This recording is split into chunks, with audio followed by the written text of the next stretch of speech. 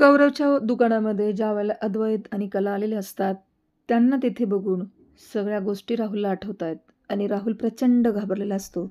आणि ज्यावेळेला रोहिणी त्याला विचारते, त्यावेळेला तो सांगतो, की कसे कला आणि अद्वैत गौरवच्या दुकानात आले आणि आल्याबरोबर त्यांनी कशा पद्धतीनं गौरवकडून सगळी चौकशी केली.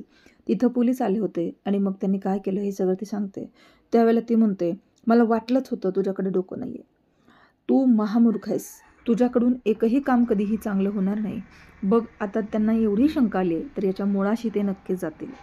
आणि इकडं कला आणि अद्वैत अगदी तसंच करतायत. आता ते राहुलच्या ड्रायव्हरला भेटलेत आणि त्याला विचारतायत, "काय काका कुठं चाललात? आता राहुल आणि तुम्ही कुठे जाणार आहे?" आणि इकडं हे सुद्धा अगदी तेच बोलतायत. कारण कलाला एकदा जर काही सापडलं, तर कला त्याच्या मुळाशी जाते. त्यावेळेला तो म्हणतो, "मला सुद्धा अशी शंका येते आई. आता मला याच्यातून काय करावं हे कळेना." त्यावेळेला रोहिणी त्याला सपाटा मारते. म्हणते, "मला माहीत होतं तुझं डोकं चालत नाही." पण त्यावेळेला तो म्हणतो, "आई काय काळजी करू नको, याच्यातूनही आपण मार्ग काढूया." पण ड्रायव्हर म्हणतो, "आजकाल राहुल मला काहीच सांगत नाही. तो कुठे जातो, काय करतो, तो एकटाच गाडी घेऊन जातो. रात्री मला सांगितलं उद्या सकाळी या आणि आत्ता आल्यावर ते कुठंच मला सांगत नाहीत. ते स्वतःच जातात. खरंच सांगायला मला काही माहीत नाही आहे." त्यावेळेला कला म्हणते, "असू द्या, असू द्या. काही काळजी करू नका." इकडे रोहिणी आणि राहुल विचार करतायत. कारण कलाला जर एखाद्या गोष्टीची शंका आली, तर ती खणल्याशिवाय राहत नाही. त्यावेळेला अद्वैतसुद्धा म्हणतो, "तू इतकं कशाला खणतेस? आणि कुठल्याही गोष्टीचं एवढं तळाला जायचं नसतं. आता दे तू सोडून विषय." आणि मग हा विषय कला इथं स्टॉप करते. पुन्हा संध्याकाळ होते. रात्री ती ज्यावेळेला बेडरूममध्ये येते, त्यावेळेला राहुल आणि कला विचार करत करत असतात. तसंच आता या ठिकाणी चांदेकर आणि कला विचार करतायत. चांदेकर आपलं काम करतोय आणि कलासुद्धा वेणी घालत घालत आपला विचार करते आणि ती मनातल्या मनात राहुलचा विचार करत असते. आणि मग ज्यावेळेला ती विचार करते, त्यावेळेला अद्वैत म्हणतो, "काय झालं, तू अशी का सारखी चुकचुक करतेस?" त्यावेळेला ती म्हणते, "अरे बघ ना, ही वेणी घालता येत नाही." त्यावेळेला तो म्हणतो, "साधी वेणीच तर घालायची, चल मी तुझी घालते वेणी." अद्वैत घालायला तिची वेणी येतो आणि मग त्याला काही वेणी जमत नाही. त्यावेळेला कला त्याला वेणी कसं घालायचं ते सांगते.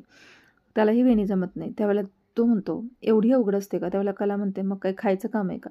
प्रत्येक गोष्ट करताना खूप कष्ट घ्यावे लागतात." त्यावेळेला तो म्हणतो, "चांदेकर करू शकत नाही अशी एकही गोष्ट नाही आहे." इकडे राहुल गौरव परांजपेला फोन करत असतो आणि कला कशा पद्धतीची आहे आणि तिला या गोष्टी कळल्या ते खूप चुकीचं झालं हे ते बोलत असतात. त्यावेळेला नेमकी तिथं कला येते आणि कला त्याचं बोलणं ऐकत असते. पण तो काय बोलतो हे त्याच्या कानावरती तिच्या पडलेलं नसतं.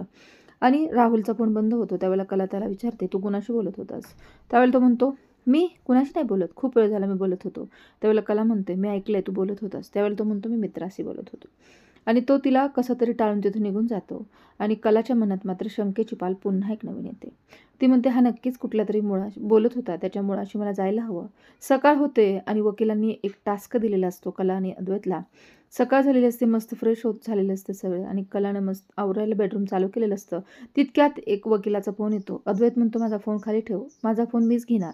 तितक्यात त्या वकिलांचा फोन असतो आणि वकील त्यांना पुन्हा टास्क देतात, की भाजीपाला आणायचा आहे आणि दोघांनी एकत्रच भाजीपाला खरेदी करायचा आहे. त्यावेळेला कला आणि अद्वैत पुन्हा भाजीपाला खरेदी करण्यासाठी एकत्र बाहेर पडणार आहेत आणि पडत असताना आजोबा म्हणतात, "काय रे अद्वैत, आज खूप खुश दिसतोय. काय झालंय?" त्यावेळेला तो म्हणतो, "काय नाही आजोबा, आज पुन्हा एक नवीन टास्क आम्ही पूर्ण करतोय."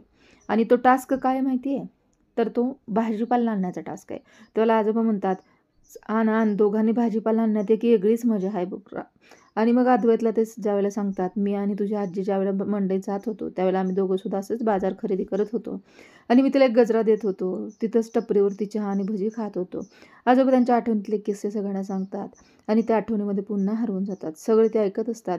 पण अद्वैत आणि कला जरी बोलत असले, तर इकडे राहुल आणि नैना यांचं काहीतरी वेगळंच चाललेलं असतं. राहुल म्हणतो, "आज अद्वैतनं गोळ्या कसं काय घेतले नाही? त्याला गोळ्याचा डोस कमी पडला का त्याने घेतला नाही? नाहीतर एव्हाना त्यानं कॉफीच्या मगमधल्या गोळ्या घ्यायला हव्या होत्या, पण तो काही घेत नाही."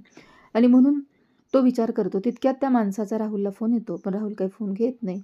नैना म्हणते, "फोन उचल ना तो. काय झालं? तू असं का करतोस?" त्यावेळेला तो म्हणतो, "ठीक आहे, उचलतो."